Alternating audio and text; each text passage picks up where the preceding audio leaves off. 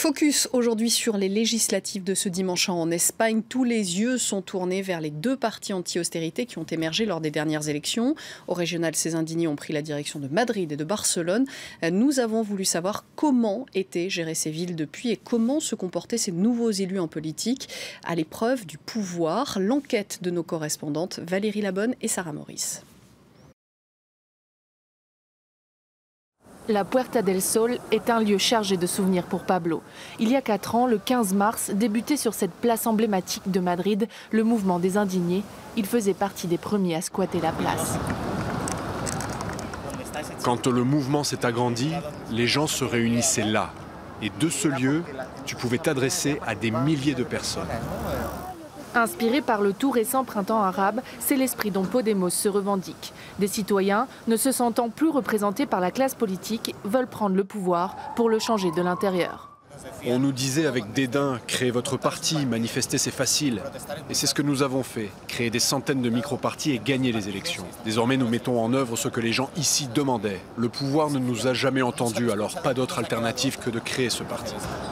Pionnier du web en Espagne, Pablo s'est engagé en politique. Présent sur la liste de Manuela Carmena, il est en charge de mettre en place les outils de démocratie participative.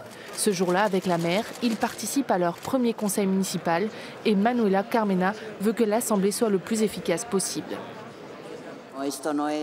Je ne veux pas que ce lieu soit une simple tribune d'orateurs, un endroit où il se donne en spectacle. Je ne le permettrai pas, je ne le veux pas, je ne le laisserai pas faire et c'est ainsi.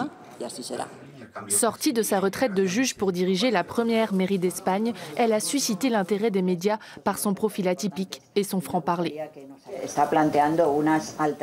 Je veux mettre en place des alternatives, une nouvelle façon de faire de la politique. Comme tout ce qui est nouveau, cela génère une attitude de confrontation. Je parle souvent de la courbe du changement et quand on parle de quelque chose de nouveau, il faut s'attendre à de la contestation avant que cela ne soit accepté. La contestation a bien eu lieu. Le Parti populaire, qui a perdu la mairie, opte pour une opposition d'obstruction en posant des questions sur l'Holocauste ou le Venezuela. Ni elle, ni son équipe n'avaient appréhendé la violence des attaques dans les médias. Nous étions très naïfs. Et je dois avouer que je n'imaginais pas l'ampleur de ces attaques. Elles sont presque quotidiennes. Pas un jour ne passe sans qu'un média n'essaye de nous coller l'étiquette anti-quelque chose, anti-système. Manuela Carmena a récemment avoué dans un livre que sa fonction ne la rendait pas heureuse comme elle l'imaginait. Elle ne doit pas oublier les idées qu'elle représente. Et en tant que première élue des Madrilènes, celle qui dirige la municipalité, elle doit incarner la détermination du représentant public.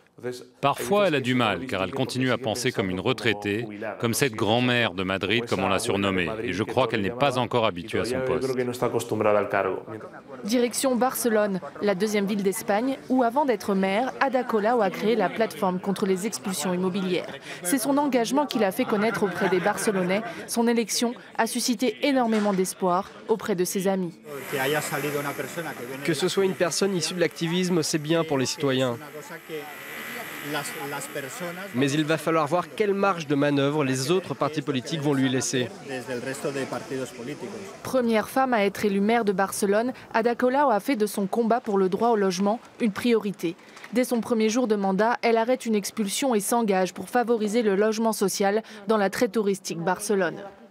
La municipalité devrait promouvoir les logements sociaux comme c'est le cas dans de nombreuses villes européennes. Pourtant, à Barcelone, la part des logements sociaux n'est que de 2%. On ne pourra pas arrêter les expulsions immobilières si on n'a pas les endroits pour reloger les gens. Avec un seul siège d'avance, cela complique la prise de décision. Lors du premier conseil municipal, son gouvernement voulait adopter la baisse des salaires des conseillers municipaux, mais l'opposition a déposé un amendement adopté en majorité. El sentit del vot del grup de Convergència i Unió. A favor. El sentit del vot de Ciutadans. A favor. Sentit del vot del Partit Popular. A favor. Sentit del vot del Partit dels Socialistes. A favor. La solde de l'édile sera toutefois divisée par 4. Comme à Madrid, Ada Colau est très surveillée, notamment par ses anciens collègues. Le 2 décembre dernier, ils lui ont d'ailleurs rappelé dans une lettre ses engagements. Nous avons laissé passer quelques mois, mais pas d'autre choix. Il fallait une piqûre de rappel, mettre la pression pour dire sur les dossiers des logements vides, sur l'arrêt des expulsions immobilières, ça n'avance pas assez vite. Alors c'est vrai qu'il y a eu beaucoup plus de changements significatifs ces 6 derniers mois que lors des 4 ou 8 dernières années. Mais il faut en faire plus, car l'urgence est au quotidien et elle est toujours bien là. Ada Colau assiste à un meeting de son parti pour les élections générales. Elle avoue être débordée et craque. On veut agir, il y a tant de choses qu'on veut faire, mais on se heurte à un mur. Tous les jours, je voudrais organiser un contre-meeting, une réunion qui soulignerait toutes nos imperfections, nos limites, notre vulnérabilité au quotidien. Et chaque jour, je pense que je pourrais faire beaucoup plus. Cette semaine, elle a annoncé la transformation de 200 logements vides en logements sociaux. À Madrid et à Barcelone, les deux maires ont lancé la plupart des réformes promises et ont réussi là où leurs prédécesseurs ont échoué en réduisant la dette de leur mairie. Mais après 6 mois au pouvoir, de critiques parfois violentes, de gestion forcément difficile de grandes villes comme Madrid et Barcelone, Podemos fait face à l'épreuve du feu. L'usure du pouvoir pourrait avoir un impact dans les urnes pour le Parti des Indignés lors des élections générales de ce dimanche. Et nous en parlons avec Héloïse Nez, maître de conférences en sociologie à l'Université de Tours. Merci d'être avec nous. Bonjour. Je vous ai vu, vous avez travaillé sur les démocraties participatives avec l'Université de Barcelone notamment, vous les connaissez bien, ces villes. Je vous ai vu un petit peu circonspecte à la chute de ce reportage, quand notre correspondante dit ça va peut-être nuire, cette usure du pouvoir, à ces partis pour les législatives de ce dimanche. Vous n'êtes pas d'accord? Oui, ça m'a étonnée parce que déjà, parler d'usure du pouvoir, alors que ça fait seulement 6 mois que ces gouvernements municipaux sont au pouvoir, ça me paraît un petit peu rapide. Et surtout, c'est l'inverse que ce qui se passe dans cette campagne électorale, c'est-à-dire que Podemos s'appuie sur ces coalitions d'unité populaire, sur ces municipalités du changement, pour dynamiser sa campagne électorale. Donc du coup, c'est plus vu comme une ressource. Clairement, Ada Colau a participé à des meetings de Podemos, alors qu'elle-même n'est pas militante de Podemos. Ce sont des coalitions plus larges, ces coalitions qui gouvernent dans les grandes villes en Espagne. Et donc du coup, c'est plus, si vous voulez, ils s'appuient plus sur leur bilan plutôt que ça serait... C'est une vitrine. Malgré toutes les difficultés, parce qu'on a vu que c'était très très difficile, notamment à Barcelone, où la majorité n'est pas suffisante pour faire passer toutes les décisions. Bien sûr, il y a des difficultés. Il y a eu aussi beaucoup d'attaques médiatiques, surtout pour ce qui concerne Manuela Carmena à Madrid. Mais en même temps, il y a eu déjà un certain nombre de mesures qui ont été prises. Le fait, par exemple, qu'ils aient réduit, alors seulement leur groupe, mais qu'ils aient réduit significativement leur indemnité d'élus. Le fait qu'ils aient réussi effectivement de diminuer les dettes municipales de manière assez importante. Le fait qu'un certain nombre de mesures sociales qui aient été lancées sur tout ce qui concerne les expulsions de logements, ce qui concerne la lutte contre la malnutrition infantile, et le fait aussi qu'il y ait des mécanismes de participation citoyenne qui soient lancés. Vous avez commencé le reportage avec Pablo Soto, c'est un excellent exemple parce qu'à Madrid, en fait, c'est quelqu'un qui vient du mouvement des indignés et qui veut mettre en place des processus qui vont assez loin, comme processus de démocratie participative, comme des budgets participatifs qui donnent un accès direct à la décision aux citoyens ou les référendums d'initiative populaire. Donc ce sont des gouvernements qui vont assez loin dans leurs propositions sur la participation. On va peut-être détailler pour nos téléspectateurs qu'est-ce que ça veut dire démocratie participative et en quoi ça change le jeu politique en Espagne. Alors, la démocratie participative, c'est le fait d'associer les citoyens à la prise de décision. Donc clairement, par exemple, les budgets participatifs, c'est le fait que les citoyens puissent prendre part aux choix qui concernent l'élaboration du budget d'une ville, ce qui sont les choix cruciaux. Et ce qui se passe, c'est qu'on a une diffusion, cette idée de la démocratie participative, un peu partout, en Espagne comme en France. Mais là où ils vont assez loin, c'est qu'ils veulent permettre aux citoyens d'avoir un accès direct à la décision. C'est-à-dire que ce ne soit pas seulement consultatif. Consultatif, c'est qu'on demande l'avis des citoyens, puis on respecte ou non leur choix. Là, l'accès direct à la décision, c'est-à-dire que ce qui est issu du processus participatif va effectivement être mis en place. Ça veut dire voter pour toutes les décisions qui concernent la vie de la cité. Pour un certain nombre de décisions qui concernent la vie de la cité, comme élaborer le budget d'une ville.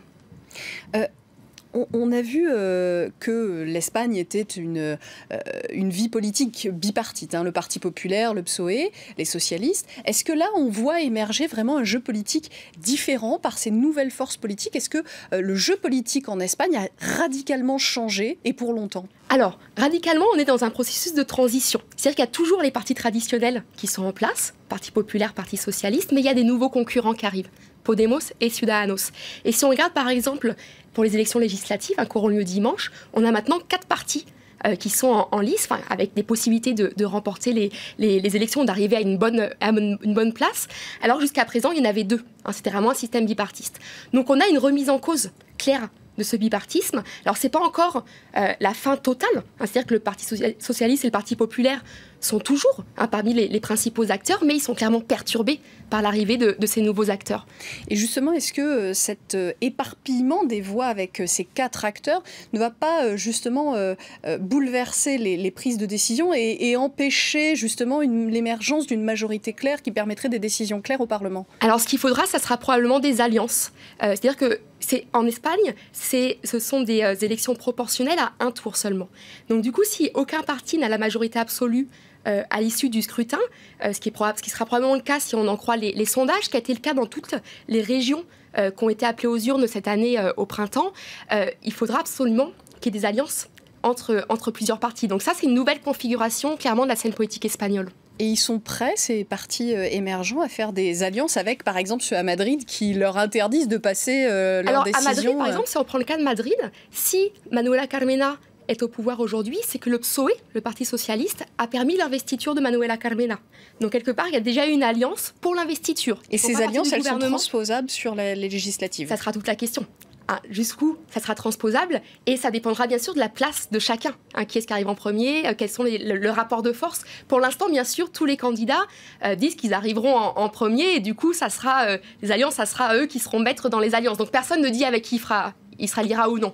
Mais ça sera quelque chose forcément à prendre en compte à l'issue du scrutin. Merci beaucoup, Héloïse Ney. On suivra ça donc dimanche sur France 24. Restez avec nous.